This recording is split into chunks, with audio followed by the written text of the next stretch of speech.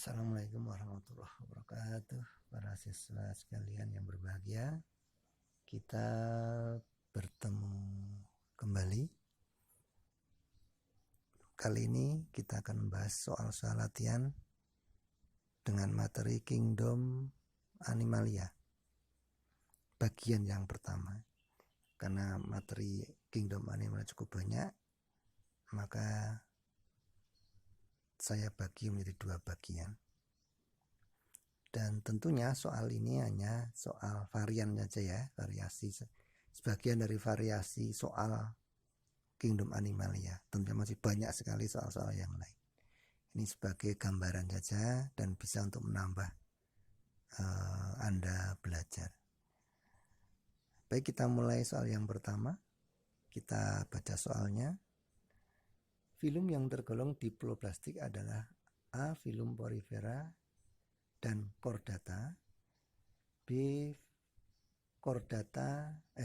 Sulentrata dan chordata, yang C. porifera dan platyhelminthes, yang D. platyhelminthes dan nematelminthes, yang E. porifera dan sulentrata. Manakah jawaban yang benar? Jawaban yang benar adalah yang A, yaitu filum porifera dan chordata.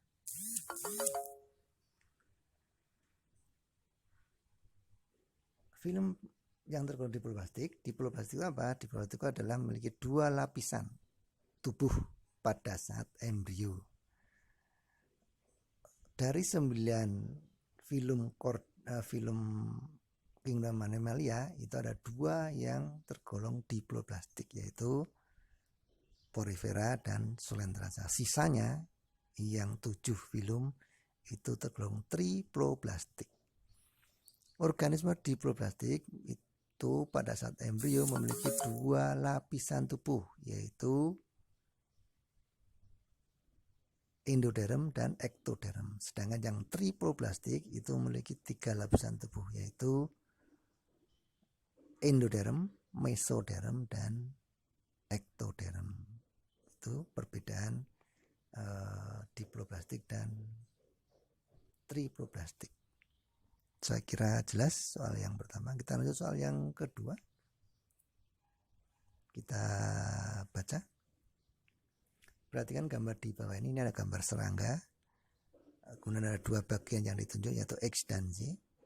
Pertanyaannya adalah sisi yang diberi tanda X adalah sisi A dorsal, B ventral, C lateral, D posterior, E anterior. Manakah jawaban yang benar? Jawaban yang benar adalah sisi X adalah sisi anterior atau sisi depan. Sedangkan yang Y adalah sisi posterior atau sisi yang belakang. Itu jadi kalau kita mengamati seekor hewan, maka ada paling tidak ada 2 posisi yang anterior yaitu depan dan posisi posterior yaitu yang belakang. Baik, saya kira jelas. Kita lanjut yang soal yang ketiga.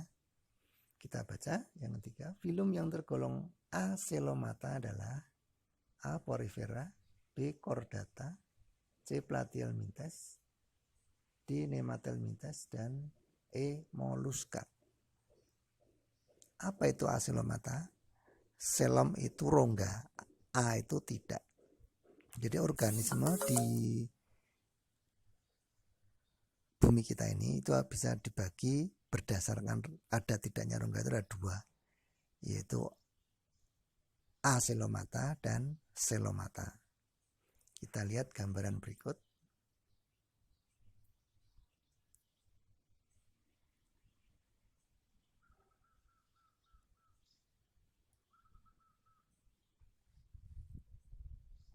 Ini yang berikutnya.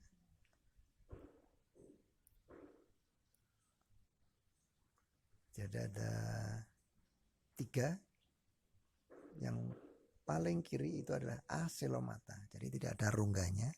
Gambar yang di tengah itu ada celomata, pseudo celomata lebih tepatnya. Jadi yang celomata itu ada 2, nanti pseudo selomata atau selomata yang semu, dan yang ketiga gambar yang paling itu adalah selomata yang sejati. Tuh, jadi yang paling kiri itu tidak ada lingkaran putih yang diantara kuning dan merah, itu adalah rongganya. Jadi yang A selomata itu yang kiri, paling kiri. Yang tengah itu selomata, dan yang kanan itu juga selomata. Jadi yang selomata ada dua, yang selomata semu dan yang kedua selomata yang sejati. Yang tengah itu selomata yang semu, yang kanan selomata yang sejati. Bedanya apa semu dan sejati? Kalau yang semu itu rongganya tidak ada batasnya, tidak ada batasnya. Anda lihat yang warna merah itu ya, di tengah-tengah itu adalah selomnya. Nah, selom satu dengan yang lain itu terpisah, jadi tidak terhubung. Itu berarti selomata yang sejati, organisme yang tergolong selomata yang sejati. Nah, kita masuk ke jawaban. Organisme apa yang termasuk aselomata? Yaitu jawabannya adalah A, Porifera. Untuk yang Coelenterata dan seterusnya itu tergolong nanti yang selomata. Jadi dari 9 filum itu satu yang aselomata, yaitu Porifera. Sedangkan yang Coelenterata dan seterusnya sampai akhir 7 film itu adalah selomata. Nah, nanti baru akan dilihat selomatanya itu yang semu atau yang sejati. Itu. Oke, saya kira itu. Kita lanjutkan soal yang berikutnya, soal nomor 4. Kita baca, Porifera memiliki sel-sel yang bertugas untuk mengedarkan makanan ke seluruh tubuh. Sel-sel tersebut adalah A, amoebosit, B, pinakosit, C, koanosit, D, spikula, dan yang E, skleroblast. Kita lihat dulu bagian-bagian dari tubuh Porifera. Bisa kita lihat sama-sama. Semua bagian ada di situ tertulis. Nah, untuk jawabannya sendiri, sel yang bertugas untuk mengedarkan makanan pada Porifera adalah A, yaitu amoebosit. Baik, kita lanjutkan untuk soal yang saya kira jelas ya, soal yang ini. Kita lanjutkan soal yang ke-5. Bagian yang ditunjuk adalah, ini ada gambar yang ditunjuk anak panah. Yang pertama osculum, spicula, ostium, koanosit, atau spongosul. Apa jawabannya? Jawabannya yang benar adalah yang A, osculum. Jadi ini gambar bagian-bagian tubuh Porifera. Porifera itu adalah organisme yang berpori-pori di seluruh tubuhnya, tempat untuk melalukan air. Nah, air itu masuk dari kanan kiri tubuh, kemudian keluar dari bagian atas tubuhnya. Nah, bagian atas tubuhnya itu yang disebut dengan osculum, tempat keluarnya air yang tadi masuk melalui pori-pori bagian samping dari tubuh Porifera. Oke, saya kira jelas. Lanjut soal yang nomor 6, kita baca. Bagian Porifera yang berbunyi sebagai rangka adalah A, amoebosit, B, osculum, C, koanosit, D, spicula, dan E, pinakosit. Kita lihat kembali. Nah, ini jawabannya yang mana? Jawabannya adalah yang spicula. Ini adalah gambar jenis-jenis spicula atau rangka Porifera. Jadi supaya Porifera itu kuat gitu ya, tegak, maka ada rangkanya. Nah, rangkanya ini disebut dengan spicula. Bentuk-bentuknya bermacam-macam, ada yang seperti duri-duri dan sebagainya. Lanjut soal yang ke-7. Kita baca, menurut asal katanya Porifera berarti, nah, saya kira ini semua bisa ya. Langsung saja jawabannya yang adalah A, hewan berpori, karena maka namanya sebagai hewan Porifera. Oke, saya kira langsung saja soal nomor 8. Kita baca, porifera dibagi menjadi 3 kelas, yaitu kelas kalkaria, kelas Sacchinellida, dan kelas Osdesmospongia. Pembagian tersebut berdasarkan ada A, tipe saluran air, B, habitat hidup, C, bahan penyusun rangka, D, cara bereproduksi, atau E, warna tubuh. Yang mana kira-kira yang betul? Jawabannya yang benar adalah C, bahan penyusun rangka. Nih kita lihat pembahasannya. Bisa Anda baca bahwa pembagian tersebut itu berdasarkan zat penyusunnya. Ada yang penyusunnya silika, ada yang dari zat kapur dan sebagainya. Itu jadi pembagiannya berdasarkan zat penyusun rangkanya tadi. Saya kira jelas. Kita lanjutkan soal nomor berikutnya, nomor 9. Kita baca.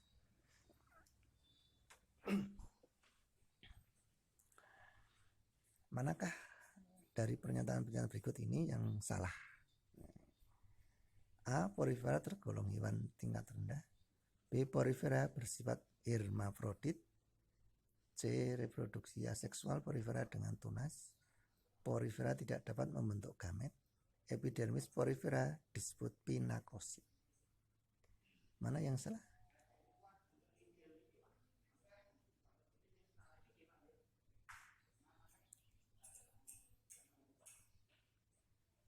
Yang betul adalah yang D jawabannya ya, jawaban yang betul. Ingat ini pernyataan yang salah ya, jadi semuanya betul kecuali yang D. Porifera tidak dapat membentuk gamet. Oke. Baik, kita lanjutkan soal nomor 10. Kita baca dulu. Hewan akuatik yang selama hidupnya hanya dalam bentuk polip adalah, nah ini mohon maaf ini ada kesalahan soal. Jadi polip ini diganti dengan medusa. Jadi pertanyaannya,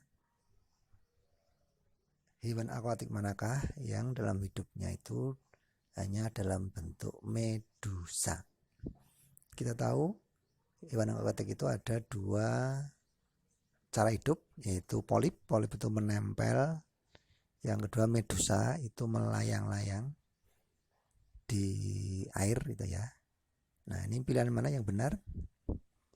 Nah pilihan yang benar dari option ini adalah yang B, yaitu ubur-ubur. Jadi ubur-ubur itu dalam bentuk medusa, sementara pilihan yang lain itu tidak memiliki bentuk medusa. Semua hidup menempel, jadi dalam posisi polip. Itu saya kira jelas untuk nomor 10. Baik, lanjut soal nomor 11. Kita baca dulu. Sulendrata memiliki sel-sel yang berfungsi sebagai penyengat. Sel tersebut adalah A, mesoglia, B, tentakel, C, nematosis, D, epidermis, E, endoderm.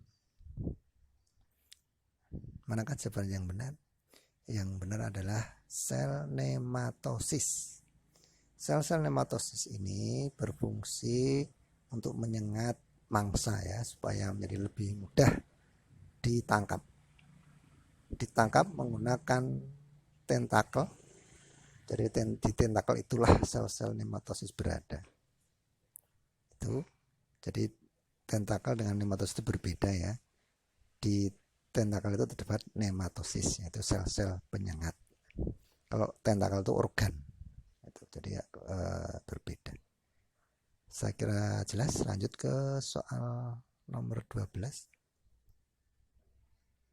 Seperti ini gambaran dulu nomor 11 tadi ya. Tentakel itu ada lengan-lengan, baik bentuk polip maupun medusa itu memiliki tentakel karena berfungsi untuk menangkap mangsa. Saya kira itu. Lanjut ke soal nomor 12. Kita baca dulu. Pada sulentrata, lapisan tubuh yang berfungsi sebagai pencerna adalah A. epidermis, B. tentakel, C. gastrodermis, D. mulut, E. mesodermis. Pilihan mana yang benar? Yang betul adalah gastrodermis. Dari kata gaster itu pencernaan, derm itu lapisan. Jadi tentunya kata pencernaan yaitu gastrodermis.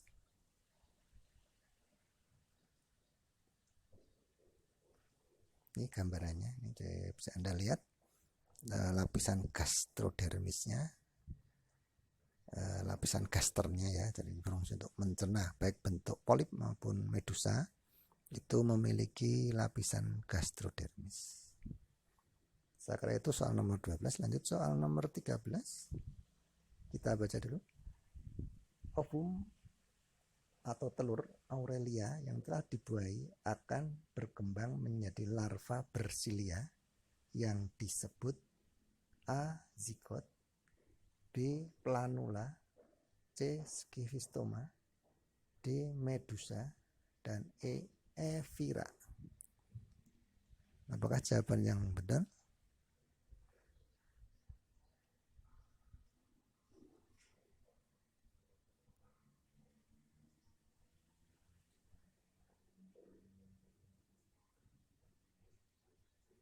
Jawaban yang betul adalah B. planula.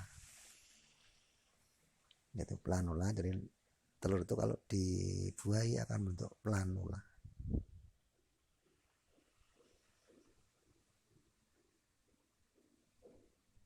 Lanjut ke soal nomor 14. Kita baca dulu. Pernyataan yang benar adalah, ini ada pernyataan-pernyataan. Kita cari pernyataan yang benar. Tentunya yang lain pernyataan yang salah. A. Ubur-ubur dominan dalam bentuk polip. B. Hidra hidup soliter dan berbentuk polip. C. Hidra umumnya berbentuk medusa. D. Ubur-ubur anggota hidrozoa. C. Scyphozoa disebut juga anemon laut. Mana yang betul? Yang benar yang mana? Yang salah yang mana? Jadi ini kita cari pernyataan yang benar, itu yang lain salah.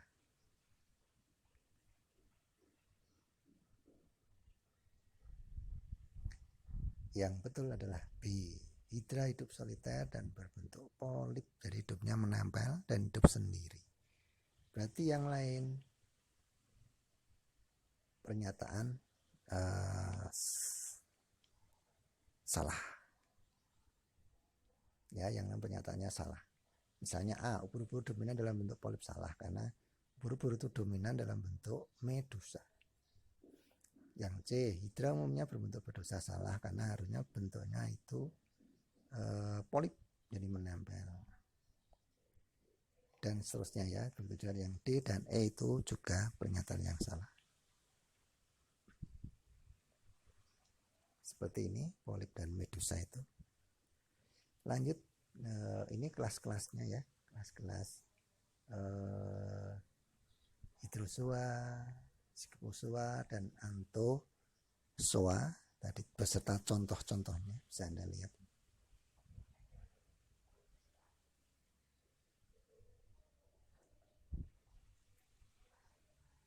Baik, lanjut soal yang nomor 15. Planaria bereproduksi dengan cara A. membelah diri, B. membentuk gamet, C. membentuk tunas, D. membentuk koloni, dan E. hermafrodit.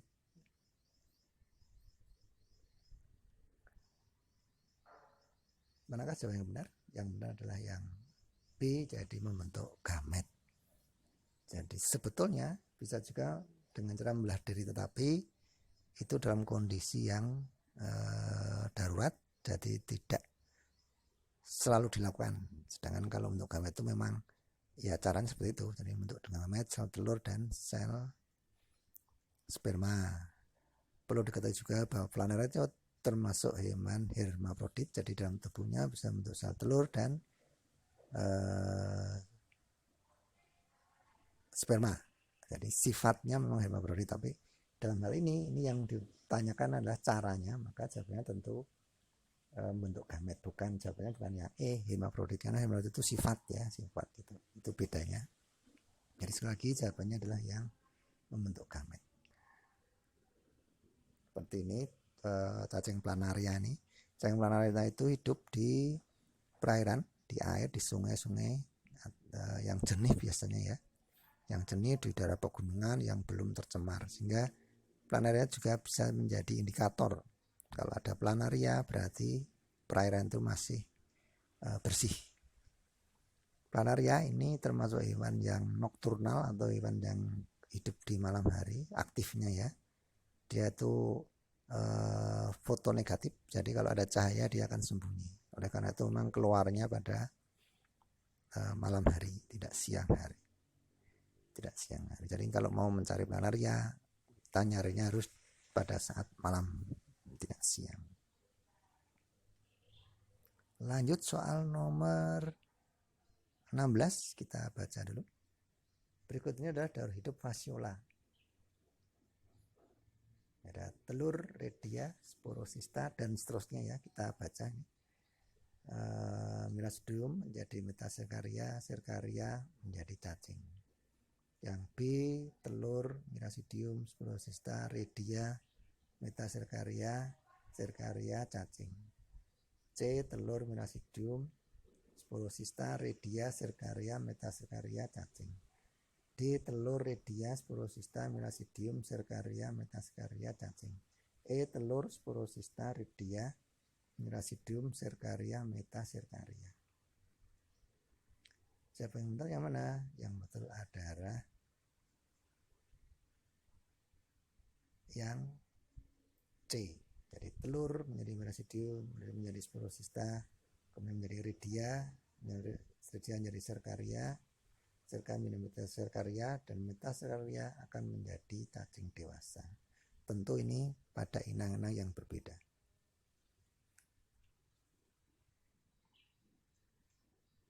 Kita lihat ini daurnya, jadi ya inang tetap itu di kambing. Nah, kambing kalau cacingnya dewasa akan bertelur akan membentuk mirasidium. Anda lihat mirasidium, kemudian mirasidium akan masuk ke tubuh siput inang sementara membentuk sporocysta, kemudian sporocysta membentuk redia. Nah, setelah jadi redia, larvanya akan keluar dari siput membentuk serkaria, kemudian menempel di rumput membentuk metaserkaria. Nah, kalau rumput ini dimakan oleh kambing, maka larvanya akan masuk dalam tubuh kambing, di lambung, kemudian akan menembus epitelium lambung, ikut peredaran darah, kemudian nanti akan hidup jadi cacing dewasa di hati kambing tersebut. Jadi saya ulangi, urutannya adalah telur, mirasidium, sporocysta, redia, serkaria, metaserkaria. Itu saya kira jawabannya. Lanjut soal nomor 17. Cacing berikut ini menyerang hati manusia melalui perantaraan ikan air tawar. Ini agak tertutup, mohon maaf soalnya ya. Mohon maaf, agak tertutup. Jawabannya A, fasiola, B, taenia, C, clonorchis, D, planaria, E, schifistoma. Mana jawaban yang betul? Yang betul adalah jawabannya ya, clonorchis. Nah, di kanan itu ada gambar daur hidup clonorchisnya. Jadi cacing ini masuk ke dalam tubuh manusia melalui makanan, yaitu ikan. Jadi kalau kita memakan ikan yang kebetulan ada larvanya clonorchis ini, maka dalam tubuh kita akan kemasukan larva, dan larva itu akan menjadi cacing yang dewasa. Inang tetapnya di manusia, inang perantaranya adalah ikan air tawar. Apakah hanya manusia? yang bisa menjadi inang tetap tidak, tapi hewan-hewan karnivora seperti anjing, kucing yang tentunya memakan ikan yang ada larvanya. Kalau hewan herbivora tentu tidak. Kenapa? Karena mereka tidak memakan daging ikan tersebut. Gitu ya, saya kira itu. Lanjut ke soal nomor 18. Perhatikan gambar cacing pita berikut. Yang dituju adalah A. Skolek, B. Proglotit, C. Strobila, D. Metameri, E. Strobilus. Yang ditunjuk hitam-hitam itu di gambar kanan. Jawaban yang betul adalah strobila. Strobila itu adalah bagian-bagian dari proglotit. Jadi kalau gabungan dari strobila itu namanya proglotit yang memanjangnya jadi tubuhnya si cacing itu. Apa bedanya dengan strobilus? Kalau strobila itu satu, strobilus itu banyak. Ya, adanya itu. Tuh. Yang di atas itu apa? Itu adalah kepala cacingnya itu ya. Ini gambar cacing pita. Jadi sekali lagi jawabannya adalah yang C, strobila. Lanjut soal nomor 19. Manakah dari pernyataan berikut yang salah? Nah, ini kita cari juga yang salah dan kita tentukan dulu yang benar dulu ya. Yang A, cacing pita bersifat hermafrodit. Yang B, skolek berfungsi sebagai alat melekat. C, Taenia saginata parasit pada sapi. D, Taenisolum parasit pada babi. E, Taenisolum skoleknya tidak berkait. Kira-kira mana yang salah? Yang salah adalah yang E, Taenisolum skoleknya tidak berkait. Harusnya ini berkait. Ya, Taenisolum. Jadi berarti pernyataan yang lain itu benar. Ya, pernyataan A, B, C, D itu benar semua. Yang salah adalah yang ini skolek. Jadi gambar skolek, kemudian ini yang atas itu ada kaitnya. Kait itu berfungsi untuk menempel pada usus halus inang tetap ya, supaya tidak ikut terbawa makanan keluar dari tubuh.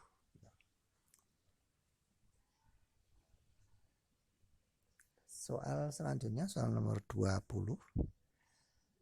Melalui apakah cacing tambang masuk ke dalam tubuh manusia? Di sebelah kanan itu ada A, saluran pernapasan, B, bahan makanan, C, nyamuk kuleks, D, kulit kaki, E, ikan air tawar. Mana jawaban yang betul? Jawabannya adalah melalui kulit kaki.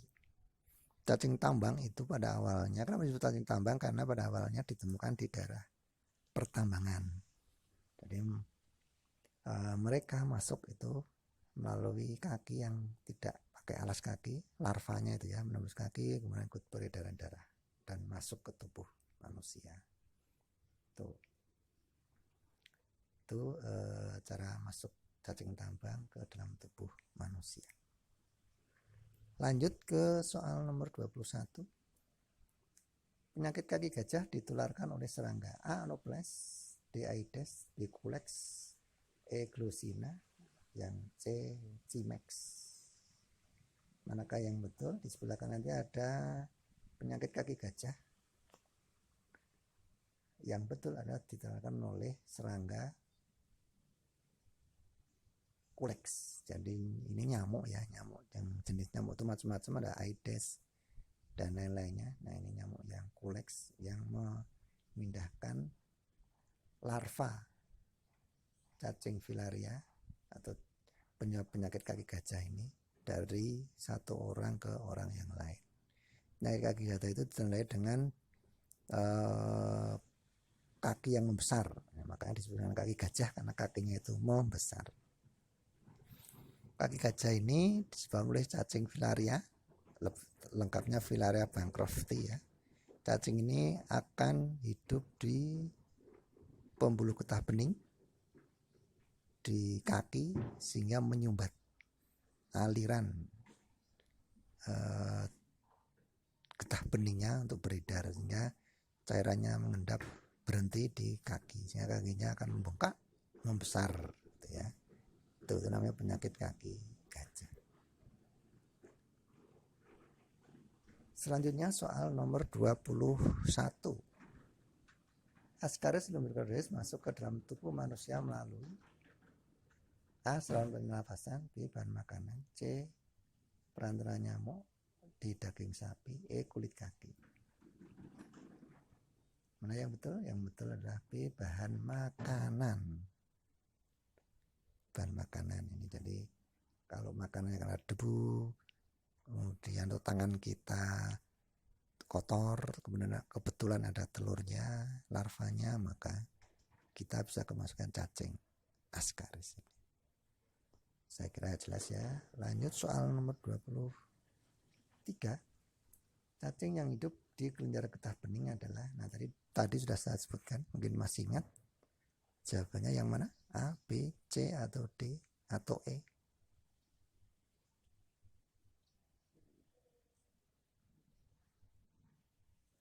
Yang betul adalah yang D, dari Bucerreria bancrofti itu, atau disebut dengan cacing filaria. Itu penyebab penyakit kaki gajah yang tadi ya, itu yang hidupnya di kelenjar getah bening manusia, itu penyebab penyakit kaki gajah tadi. Saya kira jelas. Lanjut nomor berikutnya. Oke. Oh, ini masih ada penjelasan, bisa dibaca. Sudah ada keterangan masing-masing option ya.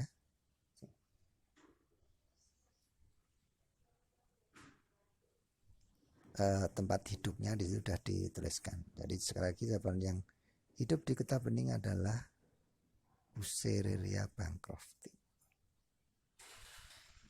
Baik, lanjut soal nomor 24. Berikut ini merupakan ciri-ciri Annelida kecuali. Nah, ini juga ada kecuali, kita baca dulu. A. memiliki sistem saraf tangga tali, B. peredaran darah tertutup, C. sistem pencernaan sederhana, D. bersifat hermafrodit, D. melakukan pembuahan sendiri. Mana yang betul? Kecuali ya, kecuali. Yang betul adalah yang E, dari kecuali. Berarti E itu pernyataan yang salah berkaitan dengan ciri Annelida. A, B, C, D semua benar melakukan ciri-ciri Annelida. E itu melakukan pembuahan sendiri, jadi tidak mungkin ya, tidak mungkin melakukan pembuahan sendiri, meskipun Annelida contohnya misalnya bekicot ya. Maaf, misalnya cacing, misalnya cacing tanah, nah itu meskipun dia hermafrodit, dia tidak melakukan pembuahan sendiri, tetap harus dengan cacing yang lain ya, dengan cacing yang lain baru terjadi pembuahan. Oke ya, saya kira itu nomor 24. Lanjut nomor 25. Cacing tanah memiliki 3 segmen yang menjadi satu yang berfungsi untuk membungkus telur menjadi kokon, yaitu klitelum, badan malviki, nevidium, tangga tali, nevidiofor. Manakah yang betul? Yang betul adalah klitelum. Jadi cacing tanah itu memiliki 3. Jadi tubuh cacing tanah itu bersegmen-segmen banyak.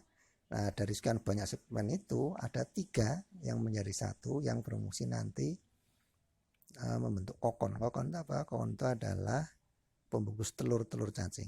Jadi telur-telur, kalau dia bertelur, cacing itu akan dibungkus menggunakan kokon, menjadi kokon yang nanti ketika kokonnya pecah akan keluar anakan cacing yang baru gitu ya, yang namanya klitelum yang berfungsi membungkus telur-telur cacing itu. Lanjut berikutnya nomor 26. Ini gambarnya ya, klitelum. Bisa Anda lihat klitelumnya itu. Yang ditunjuk nomor 1 itu adalah klitelumnya. Oke, lanjut nomor 26. Oh, ini masih bagian tubuh cacing ya. Cacing tanah ini masih. Oke, nomor 26. Berikut ini pernyataan yang salah mengenai hirudini adalah: A. memiliki 1 buah alat hisap, B. menghasilkan zat antikoagulan, C. menghasilkan zat anestesi, D. mengonsumsi darah, E. tubuh berusus. Mana yang Salah. Yang salah adalah yang A. Jadi memiliki satu buah alat hisap. Yang betul memiliki dua. Yang satu untuk menghisap, yang satu itu biasanya untuk menopang tubuhnya itu ya. Jadi ada dua alat hisap. Itu hirudine. Contoh hirudine itu adalah lintah ya. Lintah. Jadi lintah itu menghisap darah. Jadi pernyataan yang lain itu betul ya. Dia mengenjat koagulasi, jadi supaya darah itu tidak membeku dalam tubuhnya. Tuh. Ini gambarnya. Nah, ini ada lintah ya, ada alat hisap anterior dan posterior. Lanjut soal nomor 27. Mutiara pada kerang dibentuk pada lapisan prismatik, ektoderm, perostrakum, di nakres, di antara nakres dan prismatik. Manakah yang betul? Nah, ini kita lihat keterangannya, bisa Anda baca. Setelah itu Anda tentu sudah bisa memilih jawaban yang betul.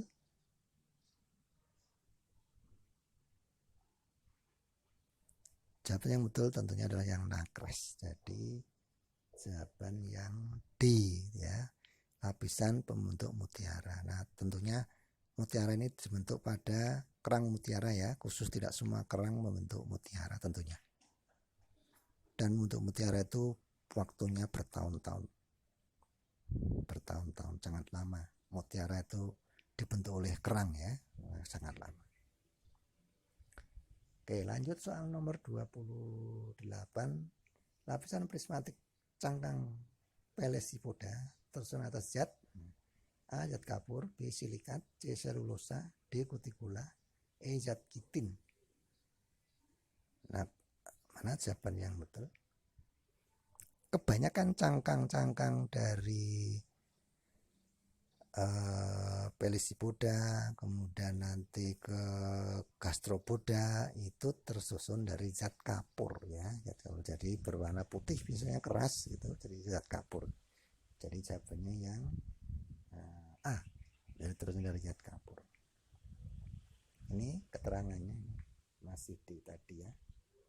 Ada keterangan prismatik itu yang nomor 2, bisa Anda baca. Lapisan tengah terdiri dari kalsium karbonat atau zat kapur.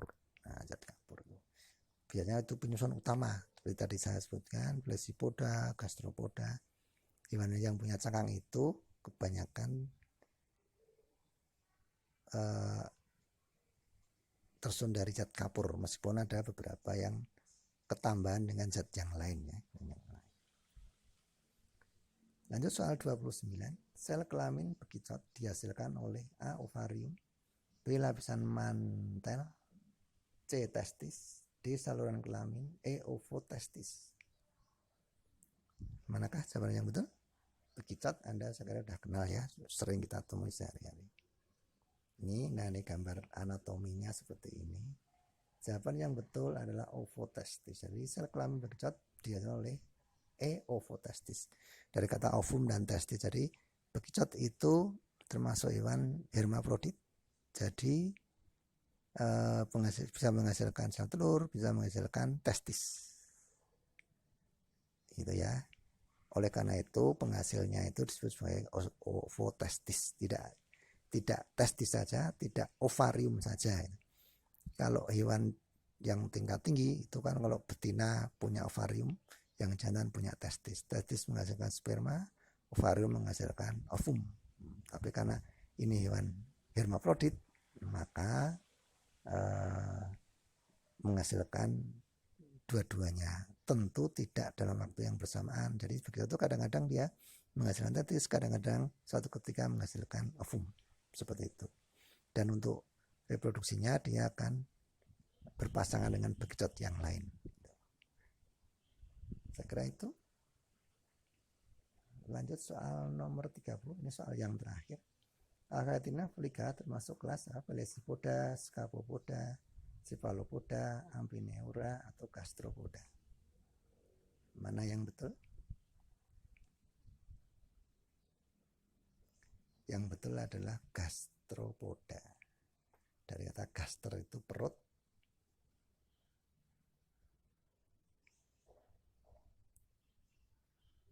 dari kata gaster itu perut yang artinya poda itu kaki ya, jadi dia berjalan menggunakan perut.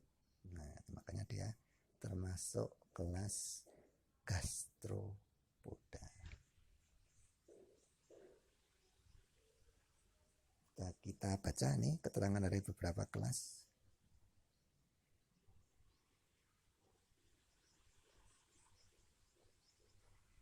Beserta contoh nih, contohnya ya, contoh-contoh kelasnya ini. Ini yang kelas bivalvia, contohnya kerang. Cephalopoda itu cumi-cumi, cephal itu kepala, poda kaki, jadi kakinya ada di kepala. Gastropoda itu siput atau termasuk bekicot ya, Agatinapolida itu gastropoda, gaster perut, poda kaki. Kelas yang lain Polyplacopora atau Amphineura itu chiton. Kemudian Scapopoda contohnya Dentalium sp.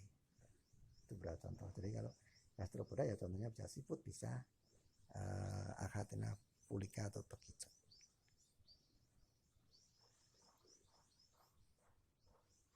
Baik, saya kira itu pembahasan soal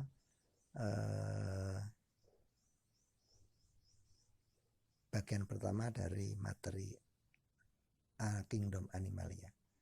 Terima kasih, kita berjumpa lagi di lain kesempatan. Saya akhiri.